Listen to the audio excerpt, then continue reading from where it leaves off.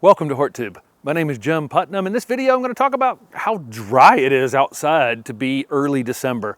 It almost makes no sense how dry it is here. I'm in Raleigh, North Carolina, Zone 7B or 8A on the map, on a small urban lot in Raleigh, and we did about a 2-month trip across the country, and it's dry on a lot of places, and then came back across the Mississippi twice.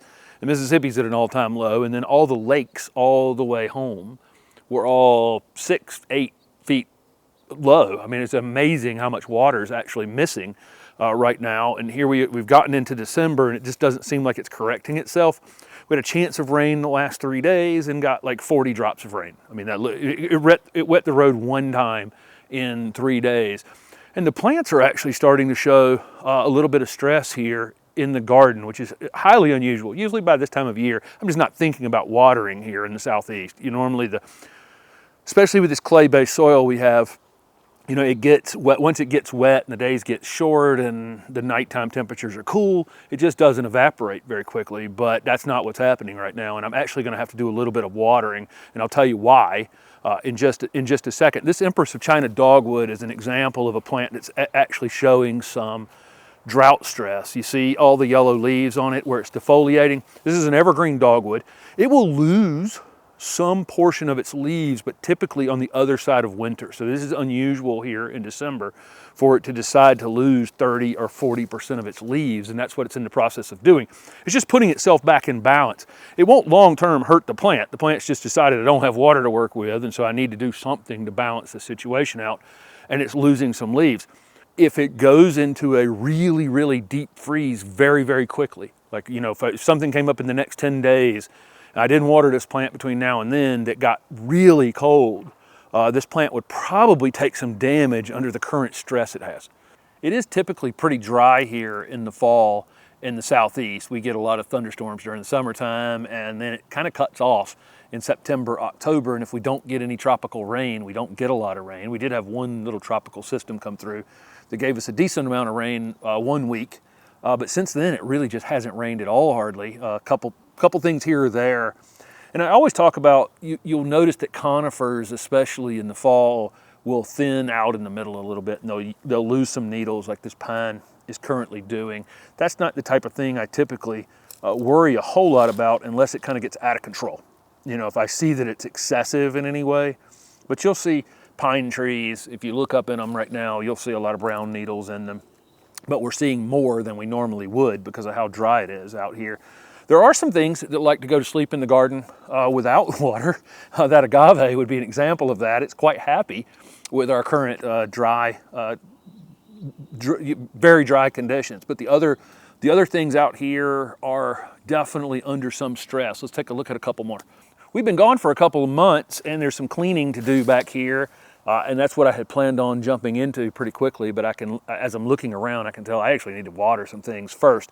You'll notice that in the shadier areas in your garden, any little bit of rain that you have gotten over the last few weeks has probably been adequate. I mean, I can see where the house shades the ground a little more, that it's moist over there, but out in the open space where the wind can blow on it or it's sunny all day, the ground is just extremely dry for this time of year. This is an autumn lilac encore azalea. Very normal for azaleas to lose a few leaves this time of year. We call them evergreen shrubs, and they maintain most of their leaves, but this is that kind of excessive defoliating that I'm talking about from being dry. You can see that probably 50% of the leaves on this plant are off-colored and are going to drop off, and a lot, you know, have already done that. And again, if I'd have been here, you know, for that 2 months, I would have definitely come over here and watered it. As soon as I started to see some of this yellowing start on it, I would have known it was dry, but again, it wasn't here to do that. I was transplanting another azalea out of this area earlier today, and when I popped it out of the ground, you can see how dry this actually is. I mean, it's absolutely amazing. You know, there's some superficial water up here on the top. If I look, if this is the only thing I'm looking at, is this top, the very top of this mulch and this organic material. Well, I got a few drops of rain this weekend, but if I go and just go under that, you know, just a bit, you know, look at this. Look how dry this actually is. I mean, it's kind of unbelievable how dry it is. This is not a good scenario for these plants to really take any kind of cold. So if we had a moderate winter, probably wouldn't matter all that much. They probably would have enough, be able to get enough out of this and whatever rainfall we're going to have during the winter. But if we had some sort of really cold snap that surprised us at this point, this will be a bad situation. So I am going to get some water out here, do some general watering that I would never thought I'd have to do in December. This Pedum is another good indicator plant.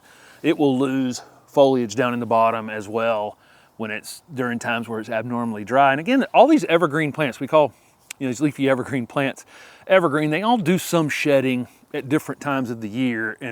But when I see it get excessive, where you get 20, 30, 40% of the leaves all turn, bright, this one kind of gets an orange coloration in the leaves, as they're about to fall off. I know that this plant's under some sort of drought stress and needs some water. So we're going to jump in here again and just do some watering. And I just think it might be a good idea to, go out in your garden. Again, the shady areas, the little protected spaces, they're probably fine. It just doesn't dry out very quickly in those. But out in open space, if you've got any newly planted things this year, especially things that aren't established in your garden that have been only a year, 2, 3 years in the garden, maybe they were tough to get established because they've had other root competition, that kind of thing. Those are the things I'm going to go out and look at and actually dig down around them and see if it's dry. Because again, if I just come out here and just look at this ground, superficially, it looks like it's, because we got, again, 50 drops of rain over the last 3 days, the top has that dark color that looks moist. And as soon as I rake any of it out of the way at all, it's just bone dry underneath. So just make sure that you're getting out there and getting things moist before we get slammed with any kind of cold weather. Last year, December 23rd, I'm shooting this on December 4th, I think. And last year on December 23rd, it was 60 degrees in the middle of the afternoon, and it was 13 degrees that night. And there was significant damage throughout landscapes everywhere.